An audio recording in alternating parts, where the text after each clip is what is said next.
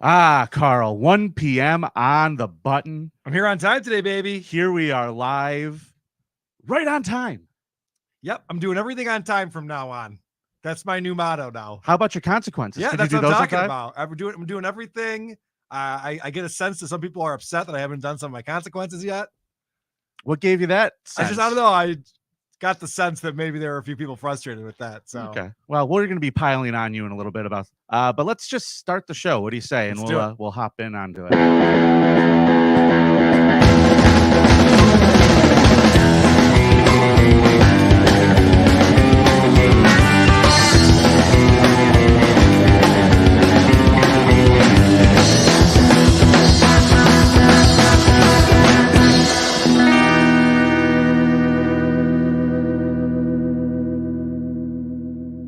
Hola, creepos. Welcome to another edition of your favorite true crime podcast, the show about creeps by creeps for you creeps. I'm your host. My name is Vinnie.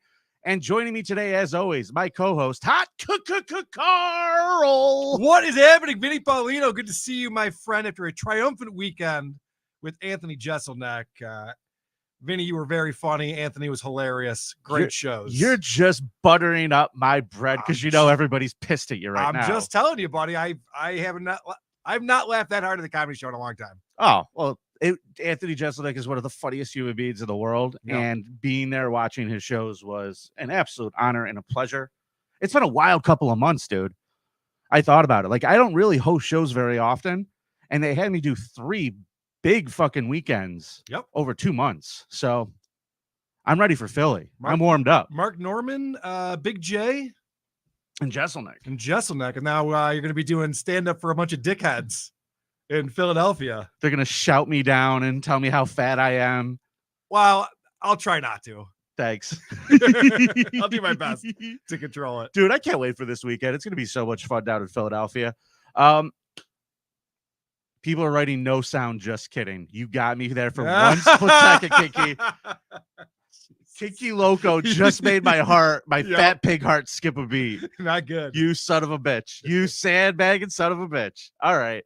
It's going to be a good show today, Carl. We need to take a second, though, and recap last week. And who better to do that than our results girl, Jessica. Hello. Joined by Percy, my dog. Say, look over there. Say hi.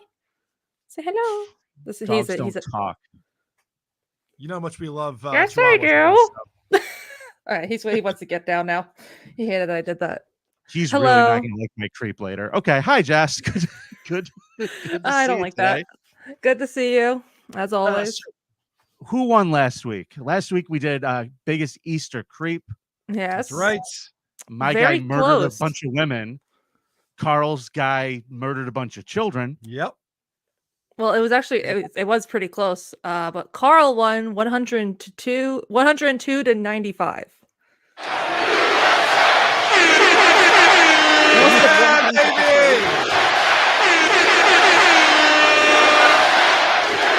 Thank you to the cousin-roos out there. This was pretty close. That was messed up. The guy was offering the children treats. That's messed up. Out of the truck. The vote was messed up. This was the shadiest vote we have had in a while, buddy. Why? Because you lost?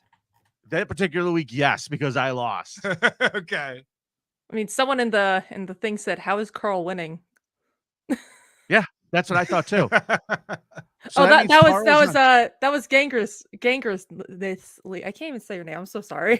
Well, okay, let's talk about Alex real quick because I love Alex. Me too. But he gives you your creep and then votes for you too. He doesn't give me my creep. It's like a 2 against 1 here. There's times where he's definitely suggested people. He's like, "Hey, if you're doing this, check this out." There's times where I've rolled with it, but he doesn't just give me my creeps every fucking week. That's what he said in the Discord today, but that's fine. He said he gives me my creeps every week. No, he said that this particular week he gave you your creep and voted for you. Look at guys.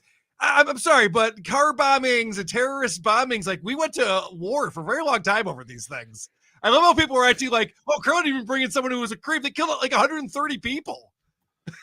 Innocent people just trying to get out of Syria. All right, Jessica, what were the listeners' thoughts on this? Were there any interesting comments?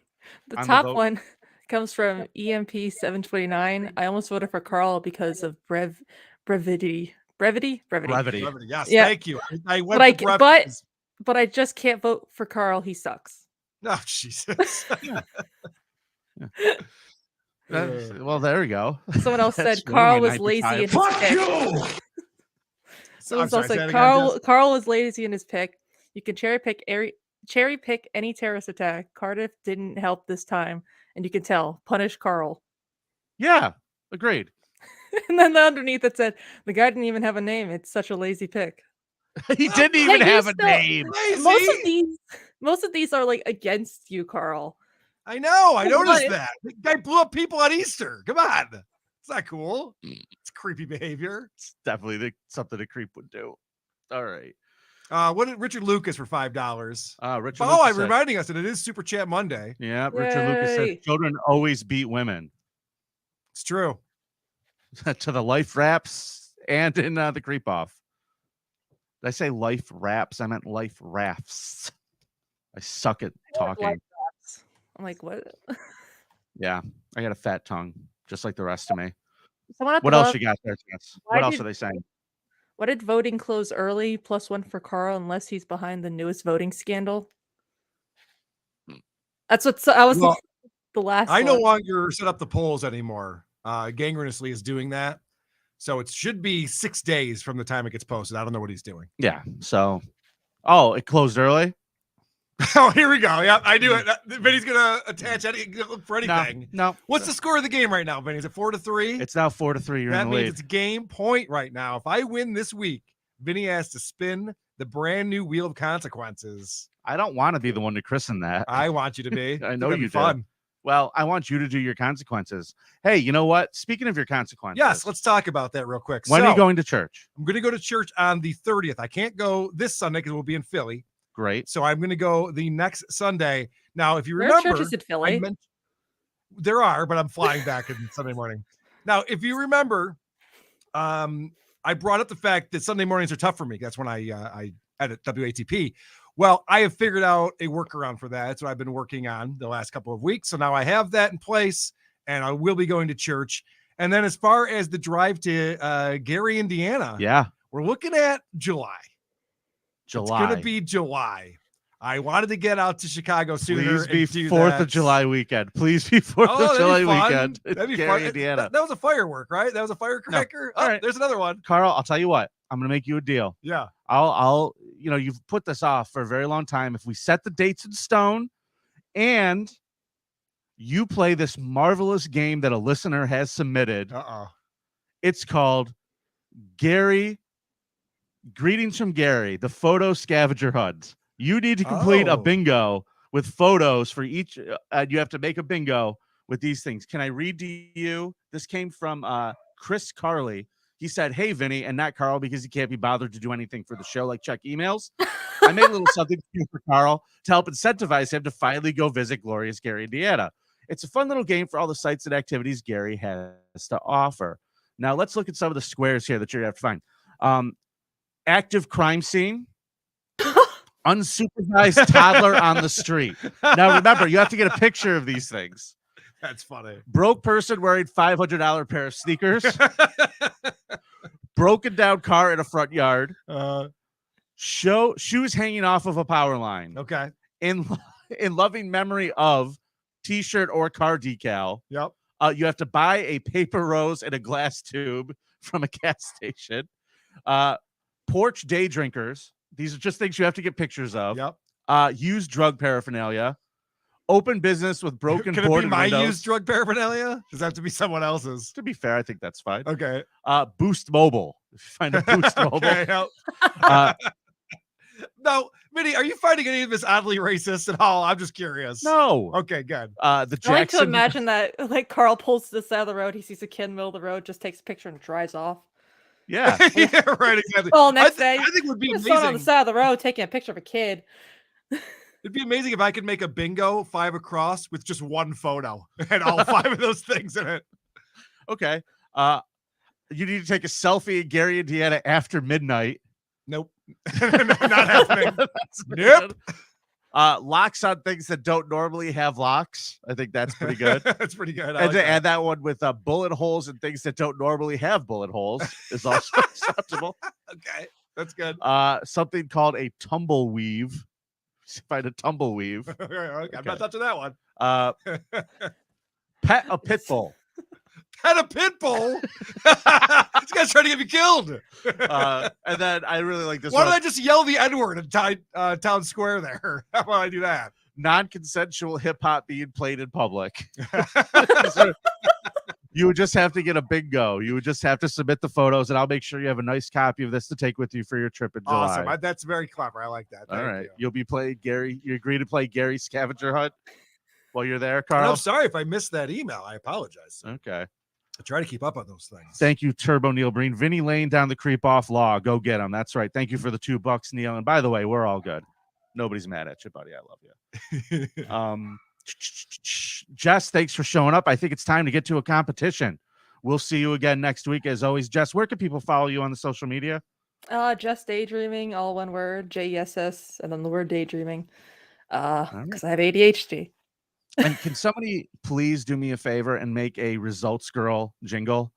Oh yeah, we need a Results Girl jingle, I think, to make this a little more official for you. I agree. That sounds awesome. All right, we'll see you in Philly this weekend, Jess. Take it easy. All right, can't wait.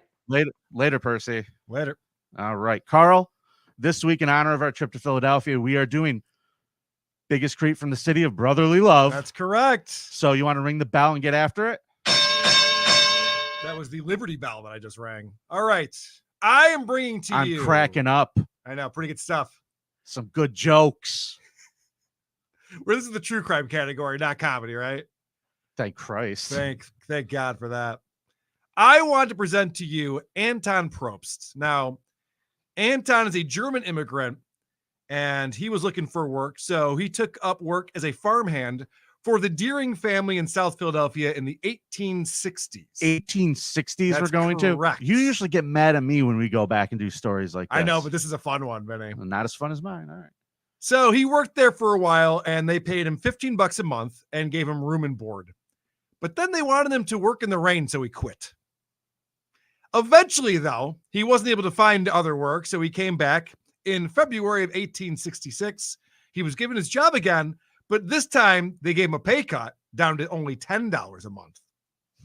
So that's going to piss him off a little bit. Yeah. You know, he didn't like the 15 a month, and now it's only 10. Can I get 12 and an umbrella? Can we do something here to make this easier? Right. So obviously he's not a good negotiator. So he decided he was watching the Deering family counting their cash one day, and he went, you know what? I think I'm just going to rob these people and just steal their money since they're not paying me enough. So tale as old as time. Right. So on April, and that's fucked up, right? You give a guy room and board, you pay him. He's same with the family. He knows the kids real well, and then he steals from you. That's literally creepy. Biting the hand that feeds you. Right. I don't know if literally is the right word for that, but yeah, that's what that means. Okay. You're right. All right. So who's your creep? No, I'm just kidding. All right. So then on April 7th, 1866. This guy was a poor worker and a thief. 1866, the patriarch of the family, Christopher, left to go pick up a cousin from Philadelphia. While he was gone, Probst killed the Deering's other hired hand, Cornelius Carey, with an axe. Why? His coworker, he just takes him out with an axe. Why? Who hasn't wanted to take a coworker out with an axe? Now? You're gonna figure it out quick. He then began luring members of the family one by one into the farm's barn, where he would whack them with an axe on the head and chop their throat. The first member of the family to fall victim was 8-year-old John Deering. John Deering's mother, Julie, followed after being lured to the barn to help out with a colt. After that, her 6-year-old son, Thomas, followed by then 4-year-old Annie and 14-month-old Emma. All the children being taken out with the axe in the barn Couldn't you just one by have one. used a hatchet on the 14-month-old? I feel like a full axe That's is a what little he had. excessive. You know, you got to work with the tools that you have. When you have a hammer, everything looks like a nail.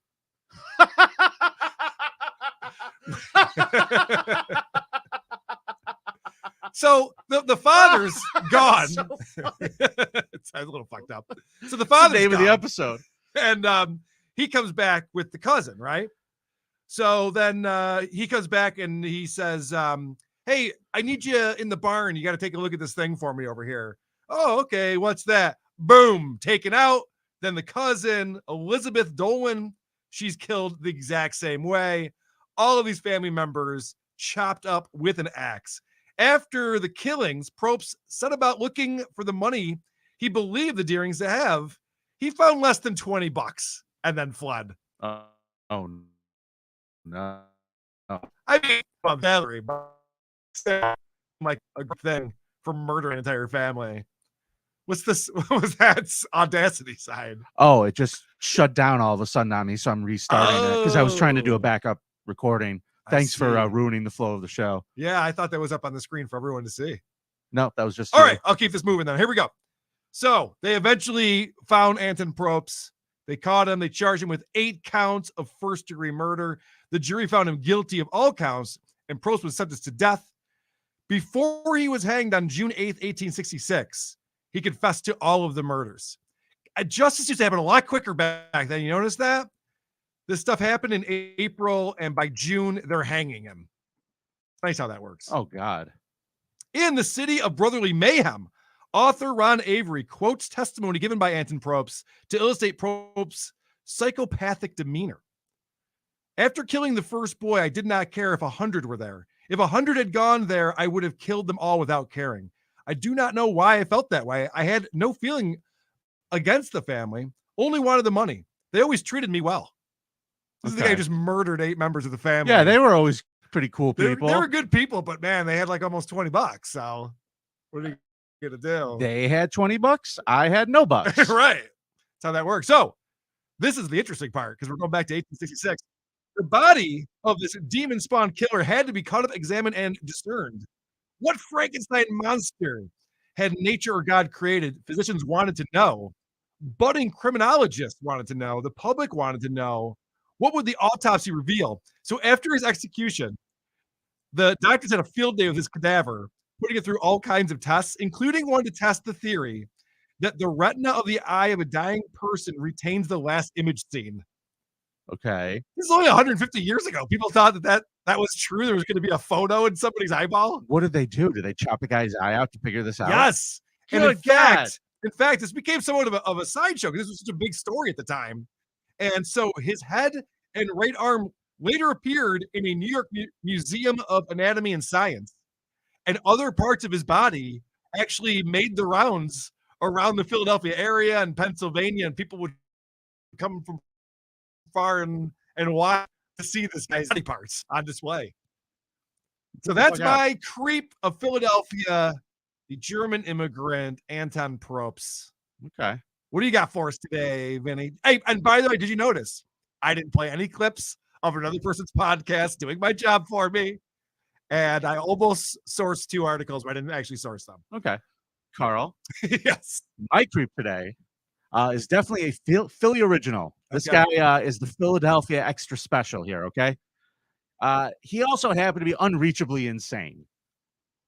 In spite of this, he held together a small business, all while terrorizing his family and complete strangers in multiple states. Oh, I like a businessman. Good. Yeah. He's known to the good people of Philly as the shoemaker, Joseph Callinger. Now, Joseph was an adopted kid, Carl, and like your creep, he was brought into the German culture because his adoptive parents were off the boat from Germany. Very, very strict people who owned a cobbler store. And the only reason they adopted a kid was for the labor. What year are we talking about here? We're talking 1930s. Okay. It's adopted. You're going back to the ways as well. Well, not as far as you do. I don't know what you're complaining about. So he's adopted by these off the boat Germans who make him a slave labor in their shoe shop. Yep. Okay. At the age of 6, By the way, kids used to work back then. I like the way you're trying to frame this as if it was so horrible. These people put their kid to work. Okay. Well, let me give you a list of some of the things that they did to him when he didn't do his work properly. Okay. At age 6, he was hit over the head with a shoe hammer and woke up in the hospital. Punishments he endured included kneeling on jagged rocks, being locked inside closets, consuming his own excrement, committing self-injury, being burned with irons, being whipped with belts, and being starved. And when I say belts, they made a homemade cat of 9 tails that these German freaks beat this kid with. But I will say, the motherfucker could cobble a shoe. Oh, good. Okay. He was very, very good at what he did. Yeah, I bet he didn't make a lot of mistakes. Yeah. Now Another sad note in his childhood story: when he was 9 years old, he got gang raped by a group of neighborhood boys. Now, when you treat a child like this, what you get? A monster, a complete, legitimate, terrible monster that is loose on society. And Joseph Callinger might be the most batshit crazy person I have ever talked about on this show, Carl. Really? Wow. Well, that's saying something. He then. married a girl named Hilda at 17 years old and has 2 kids with her, right? Okay. Hilda later left him for another man due to the domestic violence she suffered during their marriage. In 1958, he gets married to another girl after being released from a mental hospital. Wait a second. It was illegal to beat your wife in the 50s? I don't think that's true. Well, I think it was pretty normal, right? I didn't say that he went to jail That's for true. it. He went to a mental hospital. That's a good point. Okay. Okay. Later that year, Callinger torched his own home just because he was a firebug as well. He just decided to set his house on fire. He got $1,600 from insurance, and then they ended up committing him to a state hospital following a suicide attempt. He comes back out of the hospital, out of a suicide attempt. He's married to this other woman. Wait a second. So this guy can't even kill himself? Nope. Okay. I mean, Carl, just sit back, All okay? Because there's a lot here to unpack. no, of course there Okay. is. Of And I'm gonna course. go- You're gonna go through every detail. No, I'm not. No, I'm not. I'm gonna go through a lot of details, so not everyone. The second time he's out of this nut hut, after he set the house on fire the first time, he's like, you know what? Fuck it, I'm bored. So he sets the house on fire again. Well, didn't you say you got insurance money for it? Yeah. There's a reason. Okay. Well, he sets the house on fire again. Doesn't get insurance money this I was time. gonna say they probably wised up. Yeah. And he didn't get it the third and fourth time. Oh shit. that he did it. Okay. He did it twice in May in 1963 and once in August, once again in October 1967. By 1972, Carl, the guy has 6 of his own children living with him, 2 of them from his first marriage. Now, let's talk about what kind of a father this psycho firebug could be, okay? The abuse of his kids started when they were young. He would beat them with belt sticks and other objects. He would also lock them in closets and basements for hours on ends. He also raped his daughters. So we had firebug child rapist in here. Mhm, mhm. Joseph Callinger made his children dig a hole in the basement. He told them that he was going to bury them in it if they disobeyed him. This hole that they found in this guy's basement, Carl, was 20 feet deep and 6 feet wide.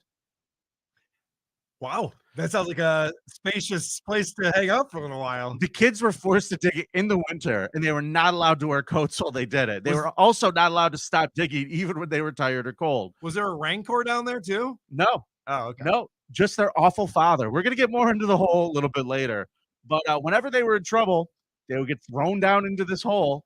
He would rape his daughters in the hole. He would throw them down there and then climb down there and rape them. By the way, the scariest thing you've ever said is we're going to get into that hole a little bit later. Oh, yeah. Any woman who hears that coming out of your mouth, run as fast as you can. I was talking about Robin.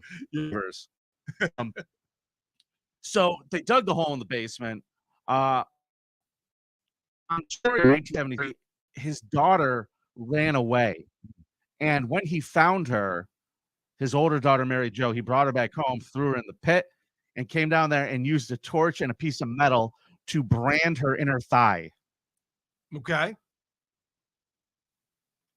It's good for a story, though. Now, she got away again and went to the police with this and showed them the brand. He gets arrested for child abuse, but was found incompetent to stand trial because he is kind of a raving lunatic and he does nice work and he knew all the cops and all these people because he did their shoes. Okay. He did the shoes for the judge at his trial later, by the way. I just want to point this out. Seems like a conflict of interest. You would think so. Yeah. Now, they take him, they put him in a hold for 60 days, psychological examination. He's in jail. They score his IQ as 82. They diagnose him as a paranoid schizophrenic. Oh, boy. And they recommend that he be supervised well with his family. Now, his kids were so scared of him, they went back and recanted all the shit they had. And after that 60 days, they just let him out. Oh, Jesus. Now, let's talk about how completely insane this man is, Carl, because we're heading towards the crescendo of this. If I haven't convinced you yet already that this man is a monster. By mid-1974, he was living inside of the hole full time himself. He just lived down there. He would piss and shit down there and bury his own shit. Cool. And he just decided to live in the hole. He spent all of his free time down there. He was reported to be hallucinating. By the way, that hole sounds pretty nice. The way you're explaining this, I'm like, sounds like a vacation. It's literally a shit and cum hole. He would go down there and jerk off and rape his daughters and shit and fucking. Right. When you put it that way, it does sound kind of bad. He was also, like I just was saying, was hallucinating constantly. Okay. He believed he was having direct conversations with God and the devil. He was holding discussions with a imaginary friend he had, who was a disembodied floating head that he called Charlie. Jesus Christ. Charlie told Joseph to kill people and mutilate their genitals. Wow. He also told Caliger to build homemade torture devices and use them on children. Caliger claimed that he was unable to resist Charlie's commands, that he felt compelled to obey him. He also believed that he could save children from the voice by performing bizarre experiments on people's feet. He didn't go full steam on people with this because he wanted to get it right.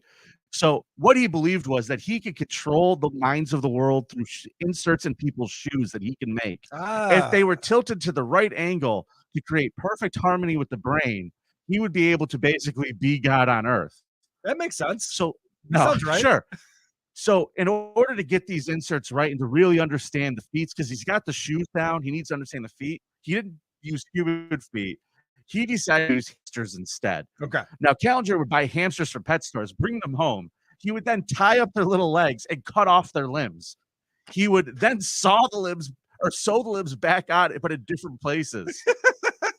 For example, that's fucked up. Joe is sitting in his hole with a fucking needle and thread and dead hamsters, sewing their heads to their feet and all sorts of other shit. These were very sadistic, cruel fucking things he was doing. Everyone needs a hobby. Now, after getting divine orders from God that he needed to murder everyone on earth and sever their genitals. Okay. He had to have a conversation with one of his sons about it. Now, here's the thing. He played favorites. His son Joseph Jr., his oldest, and his son Michael. Those were his two running buddies. Okay. Joe went on crime sprees with his two sons. They would just go steal shit and start fires. He was just a problem, and he never got caught. He had these two kids. They were both like, the oldest one was 14, and the other one was like 12, and they were chain smokers. This is how good of a fucking dad this guy is. He might be the worst father in the world and the best father in the world all at the same time. Yeah, perks. He would just tell him to miss school and go fucking start problems with them. Hey, can we just start fires today and smoke cigarettes? Is that cool? Yeah, of course. Yeah, it's fine. So Michael, though, was his favorite. So he says to Michael one day, he goes, Michael, you're 13 years old, son. I need your help with my divine orders of murdering everyone on planet Earth and chopping off their genitals. It's a lot of work, Dad. Will you help me? And Michael's response apparently was, glad to do it, Dad. 11 days later, they murdered their first victim, a 8-year-old child named Jose Colazo, a Puerto Rican young boy who they saw in a park. They tortured him and cut off his dick.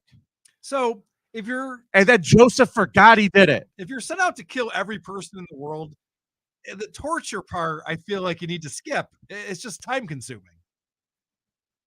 There's a lot of like the biblical imagery here with this guy, where he thinks about like the Jewish people had to cut off their dicks, so he's cleansed. Like this is all somewhere mixed between complete insanity and him knowing the Bible in some way. I think. Christ. Okay, so you're blaming God. All right, I got it. I got you. God told him to do it, Carl. That's true. So Caliger and Michael decided that they needed to do something very much like the Bible. Joe Jr., the older brother, had to go. They decided that they needed to sacrifice Joseph Jr. to God.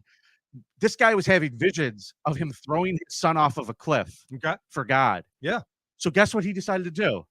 We're skipping school today, boys. We're gonna go to this national park where they have all these big high cliffs. And apparently the son Joe really was into photography. Really loved getting his picture taken. So they go to this thing and they go up to one of these tall cliffs and they have Joe stand by the edge of the cliff. And Joseph, the father, and Michael took the camera, stood way back, and they did the old trick. Move back a little further. Yeah, right. Could you go back just a little bit Did further? you really fall for that? No, Okay. the kid didn't. And Okay. Joseph and Callinger was like, God damn it. I'm trying to sacrifice this kid to the Lord. And he's just not cooperating. So they had to come up with another plan. Yeah.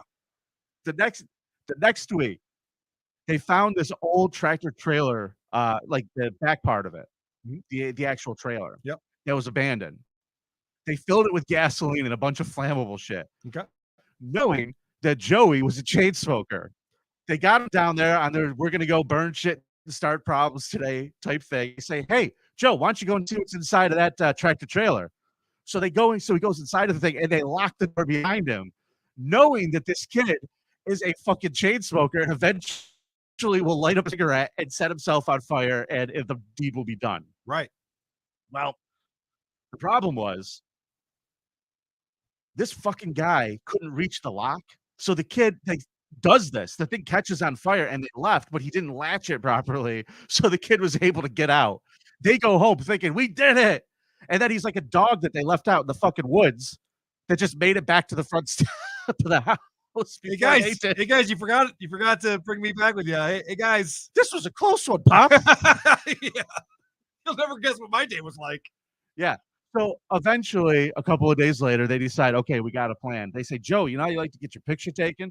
We're going to take ghost pictures at the scary, abandoned, blown out building. They take him there and they pose him up next to this old ladder and they chain him to the ladder. And they're supposed to be taking these scary pictures. Well, Carl, once he was chained to the ladder, they threw him into a giant puddle of standing water and the kid fucking drowned, chain fucking ladder. Then they pulled him out, unchained him, and just left his body there. I just feel like, why are they trying to get so creative with the way they're going to kill this guy? It could be done so much easier, right? This man is talking to a floating head named Charlie. All right, I won't question Charlie's reasons. And that's when the real crime spree started, everybody. And this is where the crime spree starts. Callinger and Michael, by November of 1974, would catch the bus in Philly and ride to other states. They went to live in New Jersey. They broke into a house, stole a bunch of shit. Then they broke into a second home where there was a woman who was home. They tied her up, and then Joseph just rubbed his dick on her. That's all he did, is he just tied her up and rubbed his dick on this woman. Well, that's retarded. Yeah, because he's crazy. Then 11 days later, they go to Pennsylvania, and they go into this place where these women are having a bridge game, ties up all 5 of them, steals $20,000 worth of cash and jewelry with his little kid. His 13-year-old chain-smoking son's right there with him, ride the bus with his dad. Then they go to Maryland. There's a woman named Pamela Jaski. They capture her in the house, and then Joseph forces her to blow him at gunpoint. Okay. And he's doing this shit in front of his son. Not going to be a great blowjob, by the way, just so you guys know. Don't try that. Yeah. Get toothy. Now, 2 days later, on January 8th, Callinger and his son invaded a home in Lanoya, New Jersey, holding 8 people captive at gunpoint while they ransacked the house in the most terrifying home invasion story I have ever read. All right. Him and the kid walk up to the house and say, "Hi, I'm a salesman. My name's John Hancock." That's what he told the lady. But she's like, "We don't want any." Pulls out a gun and a knife, goes in the house. She has her 4-year-old son there. There's a grandmother who's disabled in a bed. They all get tied up. The older kids get home from school. They get tied up. Joseph's raping the mom. They're all fucking tied up. All the kids, he ends up stripping them naked. They're all fucking in the basement. They're screaming. Neighbors come over. One of them is a nurse, and I guess her boyfriend or just some guy that she knew was over there. Mm-hmm. They show up at the house, knock on the door. Is everything all right? Gun to the forehead. Get in here. This fucking guy, the poor guy who got dragged into this, they take him down to the basement. Everybody's tied up. He makes this guy pull down his pants. Callinger grabs his dick and holds a knife up to it. And he's like, "I'm going to chop off his dick if you move." And he's just menacing this man's penis with the knife. Jeez Louise. The girlfriend is freaking out. And he says, "That's it. Here's what we're going to do. You, lady, put his dick in your mouth and bite it off." Oh, Jesus. Yeah. It's Like, just, when he first starts that sentence, you're like, "Oh, yeah." And then, fuck. she refused. Okay. So he stabbed her to death in front of everyone. That's what you get. Well, this caused more screaming. The police show up. Michael and Joseph fucking book it, grabbing clothes and shit off of people's drying lines in the back. They found the bloody clothes on the way back to the bus station, and cops were able to track down Joseph. Now, I have told you a lot of stuff, and I'm sorry that this is like such a long Are you though? fucking story, Are you? but I'm not done. Holy shit. Michael, the courts rule Michael to be a delinquent but salvageable. The murders against him are dismissed in return for a guilty plea of 2 counts of robbery. He was placed on probation to his 25th birthday, and he's just out now, free. That's fascinating. Please go on. Joseph went to prison for life. And while he was in prison, let's talk about what he did while he was in jail, Carl. Okay. He set himself on fire in his prison cell. He survived. Unfortunately, he also set a couple other people on fire when he was trying to set himself on fire a second time. Then he was trying to fry an egg on his head by covering himself in lighter fluid and cracking the egg on his head and then lighting himself on fire. What does the egg have to do with anything? Exactly. Exactly. He's fucking crazy. Lighting yourself on fire seems like a really bad idea. So then they take him to another mental hospital. And while he's there, he stripped the plastic cover from his mattress, tried to suffocate himself. He also got his hands on some type of metal blade and slit the throat of another inmate. The guy survived, but he fucking slashed someone's throat in jail.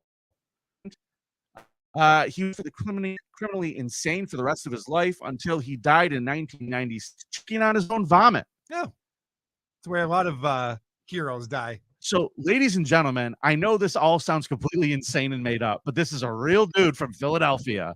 And in conclusion, wife beater, child abuser, child rapist, child murderer, animal killer, arsonist, thief, murderer, chopped off a kid's dick for no reason, lived in a shithole in his basement. Vote for Vinnie. Vinnie, I am so sorry. I was not paying attention. Can you do that again? Yeah. So Okay, my creep today definitely is a All right, Philly original who had You to can be vote for who unreasonably you thought insane. brought the biggest creep from Philadelphia on our subreddit for subreddit or what is it? Reddit.com/something/the creep off. Hey, there was a r/the creep off. yes, r/. There was. I mean, you would know. You're the subreddit guy now. Yeah, something like that. Yeah. There's a super chat up here that's not very. B Kels 1296. Thanks for the $5. Come on, Vinny. Need a big effort out of you here. We need this win.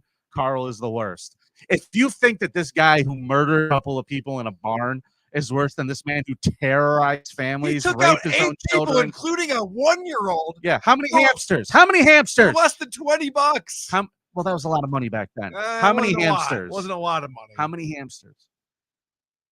All right. If you're worried about hamsters, vote for Vinny. Thank you. Fine. All right, Carl. I guess that means it's time for Who Are These Creepos? That's correct, Vinny. Creepos. This is a segment we like to do on the Creep Off because we believe we are the #1 true crime show out there.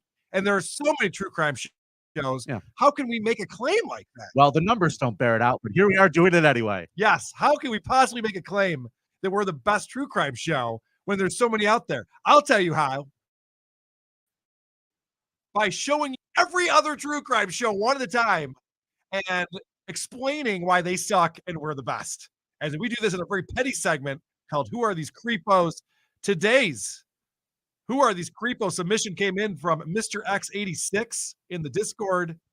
It is a show called This Podcast is Haunted. Hosts Jen Voss and Kate Reed. Carl. Yes, sir. Why the fuck would it be a haunted podcast if it's about true crime? Why is this again It's always a with thing, the man. paranormal shit in Yep. true crime? I don't know, but that's what they love to do. They consider themselves a history show, true crime show. They consider themselves a comedy show. Listen to how this one starts off, Vinny. Okay. All right, advance for this.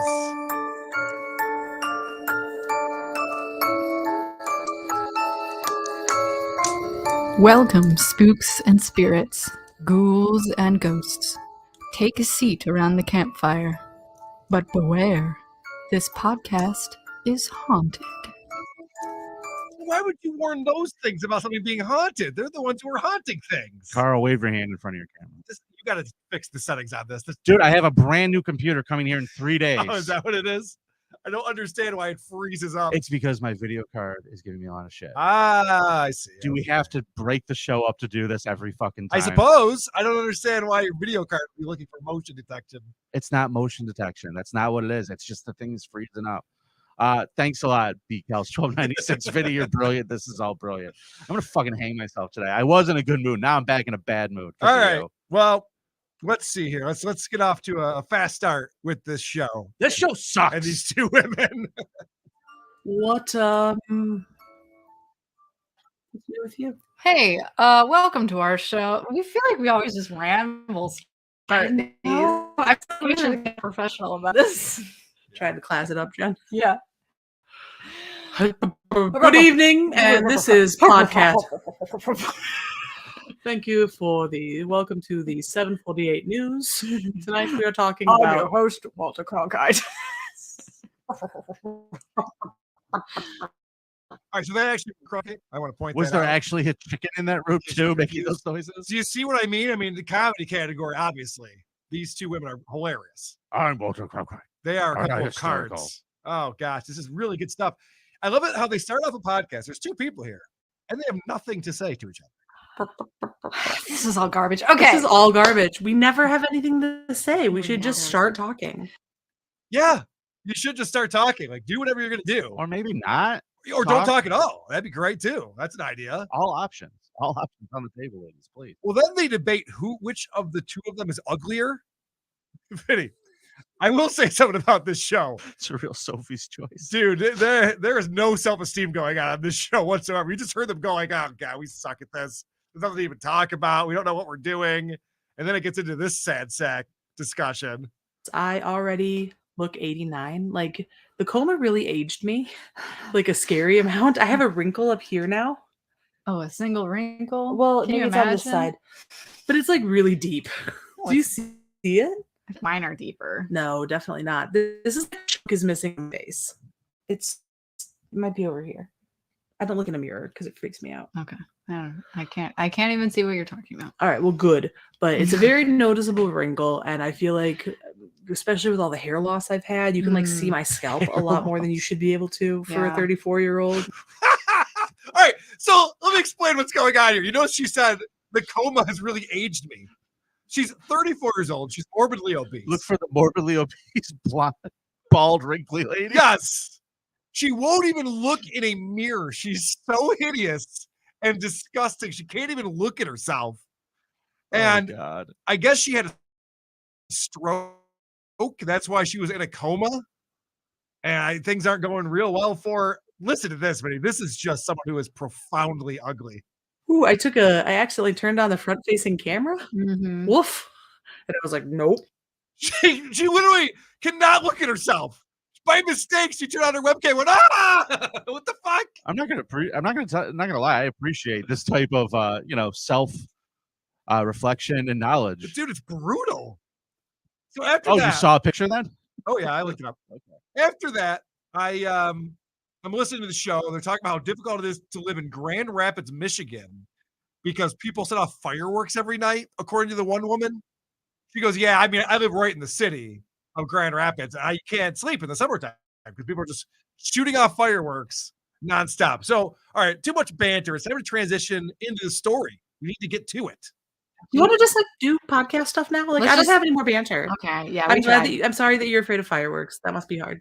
I'm not afraid. Oh, right. You're not afraid. It's I'm your not cat. afraid. I'm not afraid of no ghosts. Who are you gonna call? Speaking of which, Yeah. are we? About I haven't seen. Ghosts. Yeah. I thought you were gonna fucking talk about the new Ghostbusters We movie are or something. not on the same page We- today. Kate and Jen struggle.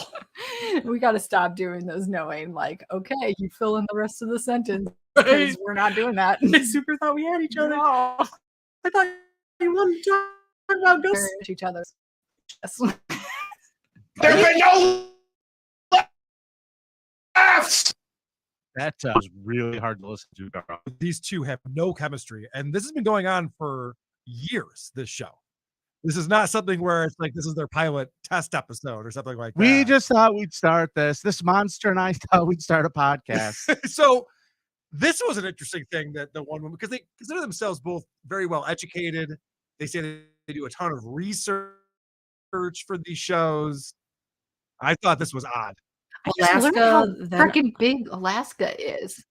that was news to you? Listen, Never seen a map before?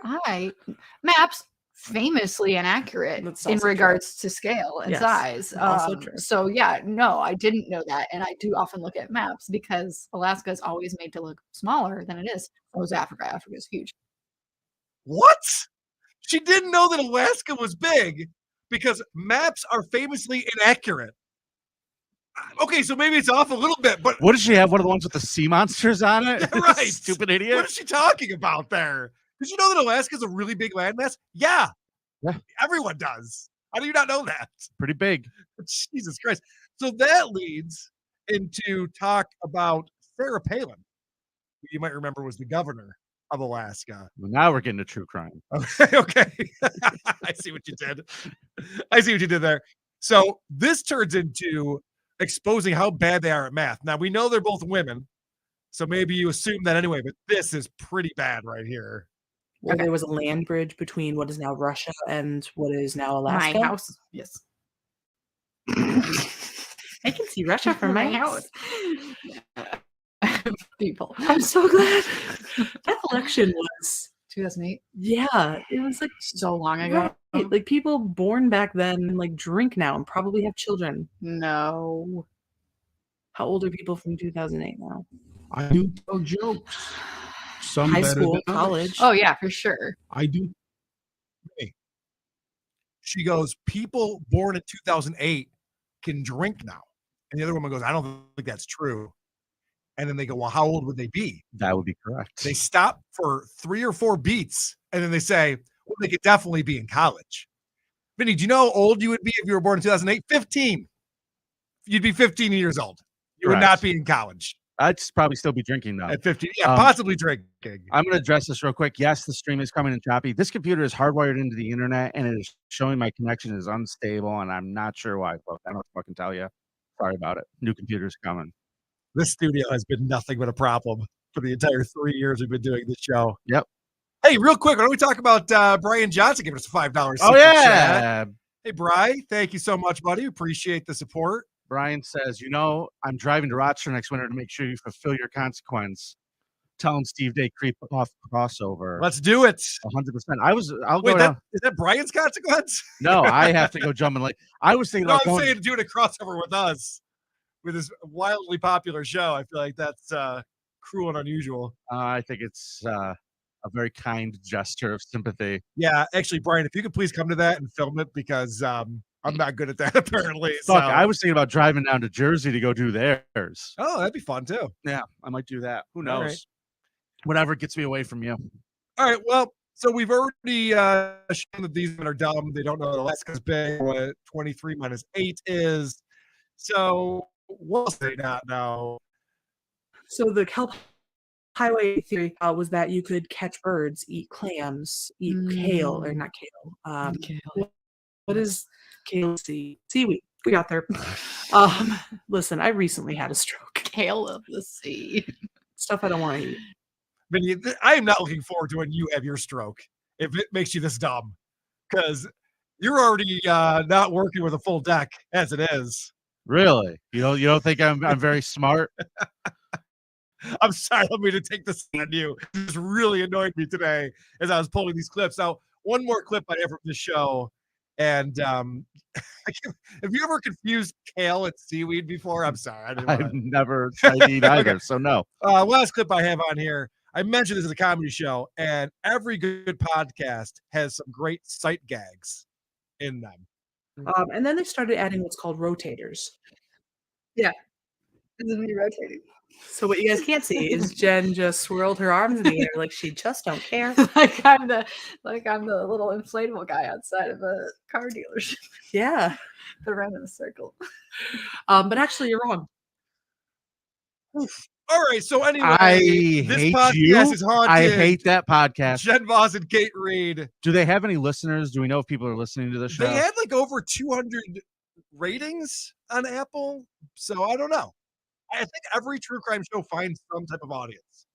Every true crime, every show about hauntings and ghosts find some type of audience for some reason. That's completely insane. It is. Gut for $2. Just see the show girls laugh my fucking ass off. I know. We really should. He just wants to be boy why he wants to do it over here, but we can bring some toys over to my house if you want. That's not the issue. Give toys in my house. Oh, dude. I'm gonna fucking beat somebody today. I haven't decided. It's probably gonna be the potato. You have any voicemails? Yeah, I got voicemails. You ready for some voicemails, Yes. folks? They're brought to you from our friends in Syracuse. The Creep Off voicemail segment is brought to you by the city of Syracuse. Syracuse, known as the jewel of upstate New York. And by jewel, we mean that one crooked tooth she has. See you in Syracuse. I'm mad at Jill. She got her teeth fixed. She did? Yeah. Okay, That's why I like Billy Corgan. here's more people telling us what to do.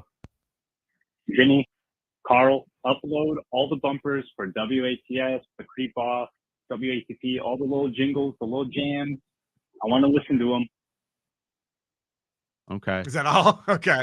I got a new one. Oh, cool. I got a really great new one. This was because of the letter we got last week from Podcast Hitman. He sent us in another musical number that He he did? wrote in prison. Oh, good. That's pretty good. You remember he brought us this hit. I wanna fuck you like an animal. Yeah, that's enough. I remember. Feel the jingles from the inside. Okay. Well, here's his new song that he just dropped in. And he went for a different genre. It's okay, I'm gonna have a three-way. Jen and Chrissy gonna fuck me at your airway. Carl, film that shit and put it up on eBay. Gonna make some fucking money off my three-way. Yeah, girl. Oh, Nice. Podcast Very funny. Hitman. Very funny. Thanks, Mr. Magenta. You're the best. I have a voicemail for us Okay. coming in. Last week we did a true crime show that was also mukbang. Yeah. Hey, Karl, this is for the Creep Off. That mukbang true crime show, they were onto something. You see, a while back, I was visiting Flint, Michigan, and I got grabbed and attacked, and I just woke up in a compound, and I was told by a guy, keep making voicemails. I'm breaking the truth, man. It's all been a ruse. Oh my gosh, this is alarming. So the people who are calling into our voicemail numbers, Vinny, are being tortured. Yeah. They're having their arms broken. Yeah. And they're being kept Yeah. prisoner Yeah. to In make Flint. these phone calls to podcasts. Yeah. It's in Flint where we bought the land. My name's not on that. All right. I wanted to do this one here, but this is some thoughts on the Podcast Hitman letter from last week. And I got to tell you, this is the fucking funniest, most brilliant idea we've ever gotten in a voicemail. Oh, okay. This person, I completely agree. Hey, it's Callback Curtis. Okay, hear me out. I kind of agree with Karl. I think Podcast Hitman's trying to pretend to be crazy, but let's fuck with him. And someone sent him a message saying, actually, had to speak up. He's doing really big. Bro, he was just on Joe Rogan. Can you fucking believe it? That's hilarious. That's a great idea. We act like he's become the biggest podcaster in the world. That's hilarious. He's got 18,000 patrons now. Yeah, he changed his name to Tim Dillon. He's so funny, you can't believe it. Oh, man. He actually punched this guy down in Florida once. We make up all sorts of stories. I love it. Oh, God. That was really brilliant. I appreciate that thought. And I honestly feel like that might be something we need to consider, I like that Carl. idea. Yeah, it's funny. And I mean, like, we don't play pranks on people. We generally kind of keep it in the middle, but that one's pretty fucking funny. He murdered a lady, dude. Oh, yeah, I don't care about pranking podcasts. Man, that's hilarious. You're all going on about how you want to send him money and do nice shit for him and write him a letter. I say fuck with him. Yeah, let's fuck with them. That's more fun. Yes.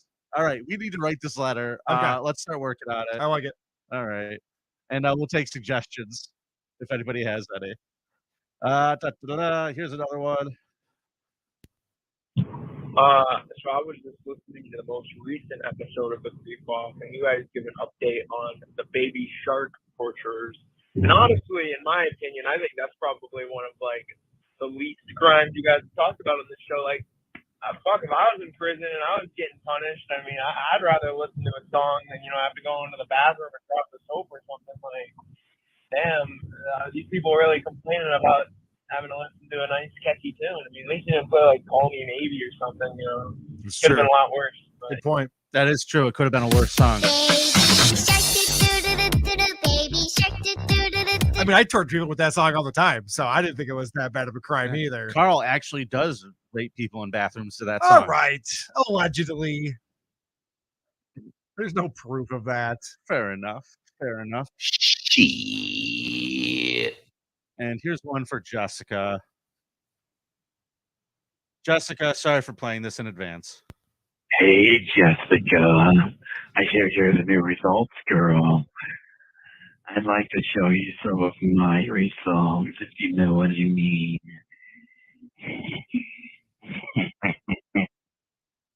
Welcome to the creep off, Jess. Shit. You got any more voicemails, Carl? No, that's all I got, buddy. All right. Well, I say we do a scum parade then, buddy. Let's go. Let's take it on home. Scum parade, take me on a raid of these fuck charades, what these creeps have made. Scum parade, Vinnie and Karl gonna tell you about some fuck shit. Scum parade, stories of a kid fucked by his mom or dad, soaking up the blood of a cat. Scum parade. I'm just going to go ahead here and shout out to S, who says, I love the Baby Come Back parody. And honestly, that might be my favorite in a lot of them. I'm just going to give you a little taste right now because I'm in a good mood. Baby, you're dead. I'm a blame it all on you. It's the best. I sing it all the time. All right, Carl, we got a baby thrower. Oh, yes, we do, Vinny. You know what that means? What does it mean? It's a beautiful day out on the field. Hamilton, Ontario, Canada, folks. A woman named Essence Mackey. She's 21 years old. I think this is in New Zealand. Oh, I'm sorry. Is it New Zealand? I had written Canada here. Yeah, Okay. I think so. I don't know.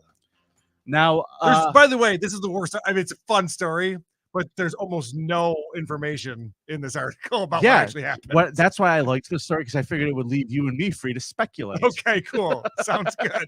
The charge against her states that on Tuesday, while being a person who was, quote, has actual care of a baby, she engaged in conduct, namely throwing the 8-week-old victim at an attending police officer, likely to cause adverse effects to the baby, is what they said. So for some reason, this woman was having a confrontation with the police while holding an 8-month-old baby, 8-week-old baby, brand new forgive me, baby. brand new baby, and decided the best way to get out of trouble is just to throw that baby at the cops. I'm thinking this is like a Hail Mary situation where she's trying to get away, where it's not like anger, take that, where she throws it there. She just throws it up as a diversion because the cops are going to try to fucking catch it. You know, they're going to be all fucking. Right. At that point, it's just hot potato. She just didn't have a potato. She had a baby, right. And the fun part about this story is there's no information. We don't know what happened. So I'm just going to assume it was that. Yep. I'm going to assume that the cop missed the baby and it just smashed out its face on the ground. And that was the end of that. No, I mean, honestly, she's obviously not a very responsible parent. The fact that she threw it to someone who's more responsible than her is probably a good thing.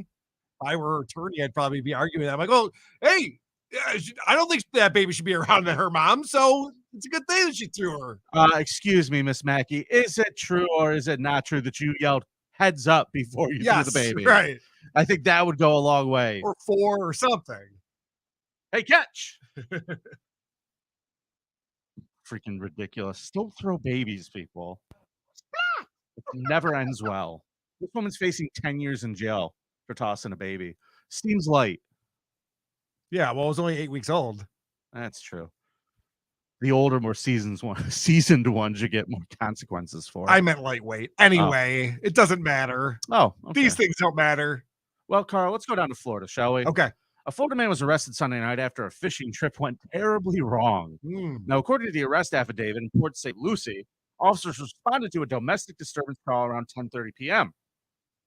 Cops made contact with the woman who said She had been in an argument with her husband, Fritz Eugene, 67 years old, and that her husband had violent tendencies and had killed a bird in front of their children. She said she was fearful because he, quote, he knew people who could take care of her. The woman showed cops a graphic image of the bird, a federally protected Florida blue heron. Yeah, I mean, kill all the birds you want, but I would avoid the ones that are federally protected. Got that one, dude. Yeah. She found the picture on her daughter's phone. That's this is a whole crazy story. Yeah, this story is crazy. I would have calmed down at some point on this journey if I were this guy. When cops spoke with the daughter, she told them that when Eugene picked her up from school, he had the bird with him. The animal was, quote, still alive at this point, but had a broken leg. The suspect reportedly told his kids that he captured the bird because he was angry it was eating his bait. Authorities believe the animal was okay when first snatched, but Eugene injured it while grabbing it. The report says Eugene drove to his sister's house where he cut the bird's leg off, slit its throat in front of his son, who became distraught. You know, I was thinking about this. I think that this blue heron, the reason why they had the balls to eat this guy's bait over and over again and piss him off is because he's like on the endangered species list. So he thinks he can get away with that shit. He's probably flaunting it, probably flashing his endangered species card. Can't touch me. Just eating your bait over here. What you gonna do about it? Yeah, what are you gonna do about it? He's not expecting the guy to confront him. That's my thought on it. Dude, I would never want to get near one of those birds. Have you seen the beaks on those fucking things? If that thing starts coming at you, it's not a good day. You know what I was thinking? What? I wish it was Chad Zumach eating this guy's bait. You know what though? I think Chad would win this fight. I get being very frustrated and wanting to kill the bird that's messing up your fishing excursion, but how do you not calm down by the time you get to your kid's house? You still feel the need to slit. He's running errands. He's stopping to pick the kids up from school and shit. Like, I can understand you do this, you know, at the event when it happens, when you're apparently this fucking crazy mad, but you're waited quite a bit of time. That's what I mean. And decided to make it an object lesson. Now, they don't say the age of the children, but this guy is 68. Yeah. But they explained that these are children. Yeah. How old are his kids? I don't know, man. Florida, play's got to play. Yeah, I guess. The defendant was released on a $7,500 bond, and he's being charged with one count of aggravated cruelty to a conservation animal involving pain, suffering, and death, as one count of cruelty towards a child. Yeah, cutting off a bird like that's leg in front of your children, it's going to be a little bit traumatic for them. They'll be talking about that on the couch someday. Yeah. I remember the time my dad killed the endangered species to teach me a lesson. Yeah. What did you learn? That my dad's a dick. Yeah. That's what I learned. Fucking S says, thanks for the $2. I'd love to hear the story Chad would come up with. Oh, God. I was just eating some stuff and this guy came at me. All right, let's go back to Philadelphia, Carl. All right. A 28-year-old man faces charges after allegedly drugging, kidnapping, and fatally shooting his mom in a storage shed where she was later found. Now, this is Bucks County. They announced that Sean Rivera was charged with criminal homicide, kidnapping to facilitate a felony, kidnapping to inflict terror or injury, aggravated assault, possession with intent to deliver a controlled substance, possession of an instrument of crime, possession of a weapon, false imprisonment, unlawful restraint, and recklessly endangering another person. That's a busy day right there. According to the criminal complaint, on Sunday, April 9th, officers responded to a house on Berwyn Road after receiving a report of a domestic dispute between brothers regarding their mother's whereabouts.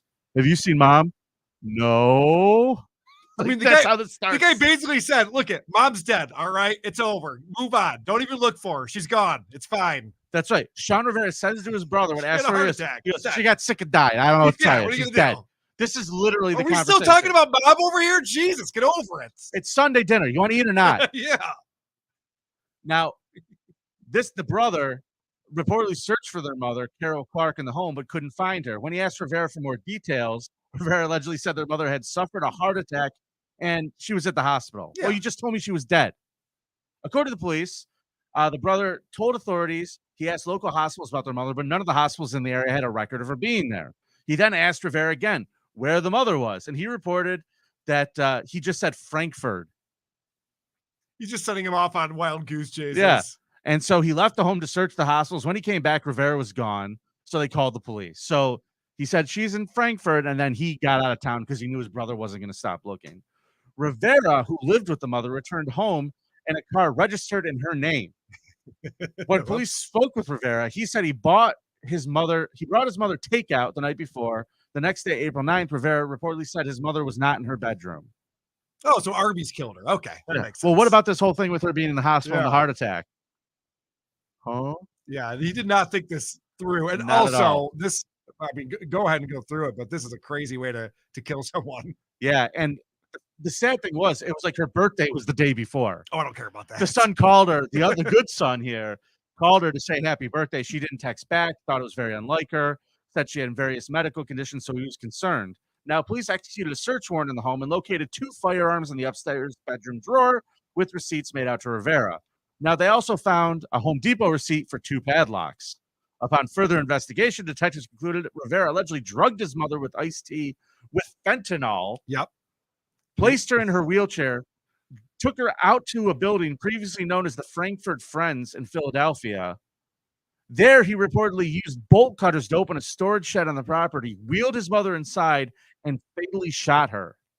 See, this just seems so convoluted here. If you want to kill your mom, can't you just put a lot of fentanyl in the iced tea and say, "Oh yeah, Mom OD'd. She sure did love her painkillers." She was a big fan of heroin, Mom. Yep. Loved to snort it. Rivera was booked. But seriously, though, Vinny, do you know what I mean? Like, what's the point of giving her fentanyl and then wheeling her to this remote, or not even remote, it's in the city, to this other location, breaking into a place, putting her there, and then shooting her? What's the point of all this?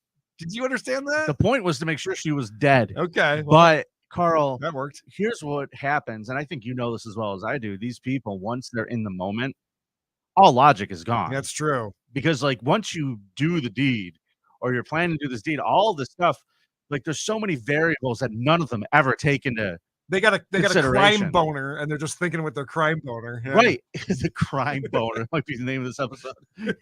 That might actually, the other one was pretty good, but crime boner is pretty good.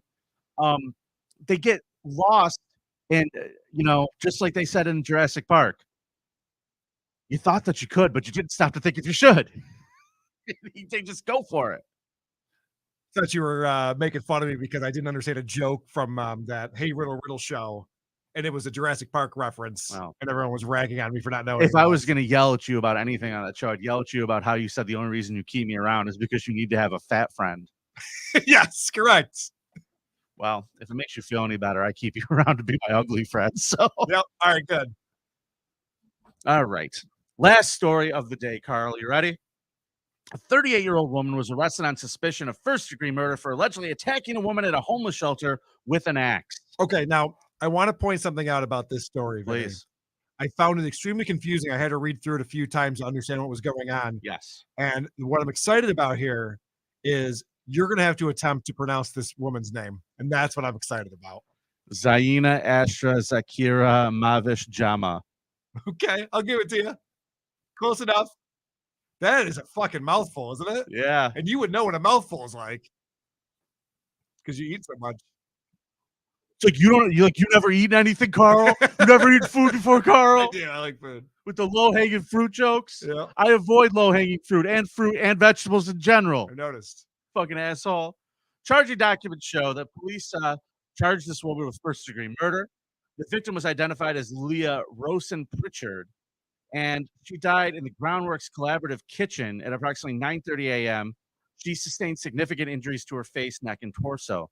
Now, apparently what happened was this woman was living in this place. It was like a halfway house kind of a deal, homeless shelter.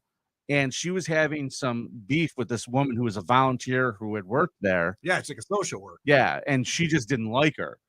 And apparently that morning, according to the police surveillance footage, they show this woman walking towards the office area with a sheet over her shoulders, covering much of the front of her body. The sheet supposedly draped over her right shoulder and over the left side to cover the axe that she was carried, that she used. So she put on like a tunic kind of a deal, hid the axe underneath it, went into the kitchen and just surprised the shit out of this woman and murdered her brutally with the fucking axe. Yeah, a lot of axe murdering going on the show today, I noticed. Yeah, well, it's pretty rough. The other people who were there, they said they heard screaming from the living room, and they went to check in the situation. They saw her murdering her with the axe. So there's witnesses to all of this. And didn't it say though that so the homeless lady kills the social worker? Yeah. Didn't it say that she actually liked that social worker and had a problem with a different social worker there? This is where I got very confused about who's killing who and why, and it all seemed I could be wrong about that. Yeah, it was a little weird. Yeah. They said that she was having an issue with somebody there. Right. And I don't know if it was her or not, but I will say this. She took out her anger. Yeah. She certainly got that anger out. And this was like first thing in the morning too, right? 9:30 a.m. Yeah, so this is like early morning rage. This poor lady's just in there getting a cup of coffee. I'm still getting sleep out of my eye. I'm like, I'm not ready to kill someone with an axe. Could you imagine the last few minutes of your life is in the work kitchen? Ugh. No, thank you. No fucking thank you. So she had the most boring conversation right before that happened too. Oh, how was your weekend? He opened for Anthony Jeselnik. Oh, cool. Oh, he liked your act. Oh, he complimented it. Oh, great. I know. I hate those conversations you have with coworkers on Mondays. You are such a cunt. Motherfucker walked in here and goes, the first thing he says to me, dude, was, how was Jeselnik? You were great. It was a great weekend, huh? Great weekend with Jeselnik, wasn't it? I said that on the show too. Stop it. Fucking dick. God. This is you know what, motherfucker? great. Get in your fucking car, drive to Gary. Right now. Get in your fucking car and drive to Gary. Or there's going to be a problem. I'm still annoyed that you thought that was everyone's pissed at me because I haven't driven to Gary. I work 7 days a week. I don't know why that was ever on the wheel of consequence. I told you that was a dumb one. How the fuck am I supposed to just drive to Gary, Indiana? It's gonna take days. Consequence. It sucks. Consequence, pal. I'll get there, buddy. I'll get there. I just gotta see when the Cubs are playing at home in July. Oh, that'll be nice. I'll get a date though. We'll get a date. We'll get it figured out. Okay. I like the bingo. All right. Good. I like the scavenger hunt. That'll be fun. That will be fun. Make sure you go alone. Just so there's no witnesses. Oh, do you think I could find someone who will want to go with me? I doubt it. I'm sure I'm going to go alone. Oh man, nobody who I'm friends with wants to drive to Gary, Indiana. You know, man, I got to tell you, and I'm being 100% honest here. You know how I stopped there just to say I did it when I came back from Chicago? Yeah. The town hall is right off of the interstate there. Like, it's right there. Mm-hmm. That's the only reason I did it, is because I was able just to veer off and go. The town hall in the middle of the day, sunlight. I got out of my car. I ran in front of it and ran back to my fucking car as fast as I possibly can. That's how mentally terrified I was of that place.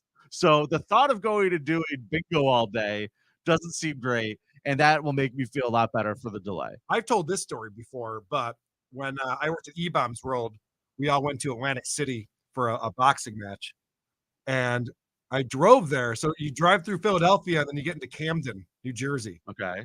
And it was probably 2 p.m. in Camden, New Jersey. Elementary schools were being let out, and I was fearful for my life, and I was driving in a car. That's how scary that fucking place was. I was like, roll them up. Let's go. So I can only imagine. So what we'll do is on the board, we'll replace Gary with Camden, New Jersey. Drive to Camden, New Jersey. No, thank you. Never again. Oh, man. You're a good sport sometimes. Thanks, buddy. Karl, it's been a fun episode today. Don't forget to vote, folks, on Reddit, r/thecreepoff. And guys, if you vote for Karl this week, that means Vinny will be spinning the wheel of consequences on next week's show, our first show back after our Philly trip. Folks, don't let that happen. You know what I mean? Cuz-a-roo. True believers. Cuz-a-roos. I need you, true believers. Don't leave me hanging. All my shit's down. Fucking A. I'm going to jump out a window. Karl, so people were asking, they said, hey, Vinny, have you thought about putting the creep off on Patreon? That was in the chat here. I saw that. Yes, it is on Patreon. It is. Yep. And every week you get a bonus episode. There's a bonus episode every week on the Creep Off Patreon, Supercast, or Backed By. That's correct. And it is hard to find for some reason. When you do the search for the Creep Off on Patreon, we don't come up. I don't know why that is. Yeah. You do have to put in patreon.com/thecreepoff. And if you're on the app, I don't even know what to tell you. But, but yes, please support us on Patreon because we do have bonus episodes every single week we record on Wednesday mornings at 11:30. You can watch it live. You can listen whenever. And what's great about it is we just go through these ridiculous stories like we just did for the Scum Parade. Sometimes we do a little pedophile hunter theater. I know we have a Hall of Fame episode coming up. Yeah, working on that. We were supposed to do another round of competing with the listeners. I don't know whatever happened to that, but whatever. We'll get there. We'll get there. People aren't mad at you for fucking dropping the ball on that, but they're all mad at me because I haven't been to Gary. They were all mad at me too, saying I don't do my consequences. I'm standing here with the fucking cum book. Dude, there was one guy who said that, and you fucking lost your shit in the Discord. I was reading it this morning. I'm like, oh boy, yeah. What am I gonna be walking into today? I was like, talk to Carl. Fucking mad at me. Talk to fucking Carl. I can't make him do anything. Creep Off is shadow banned. I think it is Kinky Loco. It very well might be. I don't know why. I mean, we're obviously this is a wholesome, I think people are afraid of the power that we speak the truth. This is a wholesome, family-friendly podcast that we do here. That we speak to power. I don't fucking know. I'm sure it's all political. I'm sure it's all because of shit Carl said. Me? Cuomo was a great governor. He's not a governor. He was great, though. He was my favorite. Okay. Fauci does a fantastic job. Good job, Carl. Keep that up. All right, buddy. Keep that up. Folks, make sure you clip that for him for the future. It's nice to be important. It's more important to be nice. I guess let's just get the fuck out of here. Good gear.